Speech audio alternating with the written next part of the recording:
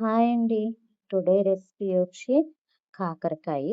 దానికి కాకరకాయని రౌండ్‌గా కట్ చేసుకోవాలనమాట సన్నగా.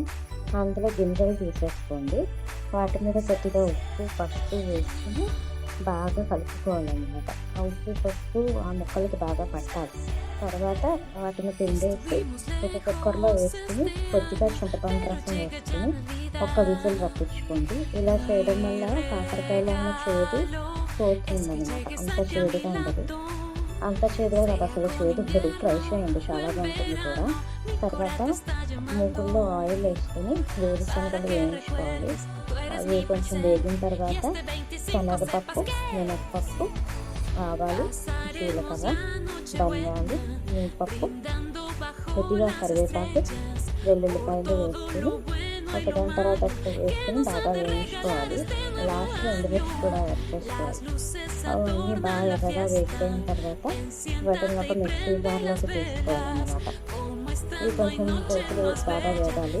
ఈ కారం మీరు స్టోర్ చేసుకోవచ్చు. అంటే ఎక్కువ క్వాంటిటీ తీసుకున్నారనుకోండి, వేరుశనగలు కానీ ధనియాలు, జీలకర్ర ఇవన్నీ కూడా కొంచెం ఎక్కువ క్వాంటిటీ తీసుకుంటే ఇది కారం స్టోర్ చేసుకోవచ్చు.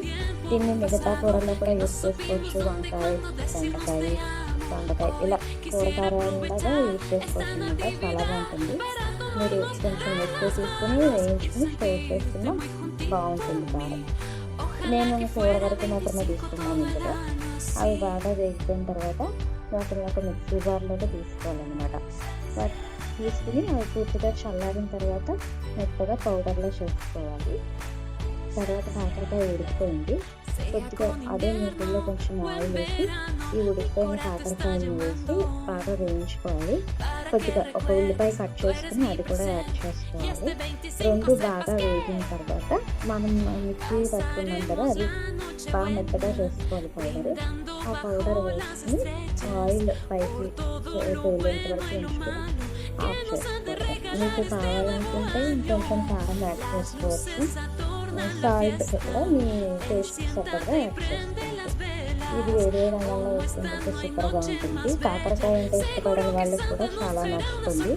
బాగుంటుంది రెసిపీ, ట్రై చేయండి. మీకు ఇంకా ఇలాంటి రెసిపీస్ కావాలి అంటే కనుక సబ్స్క్రైబ్ చేసుకోండి, కామెంట్ చేయండి, లైక్ చేయండి.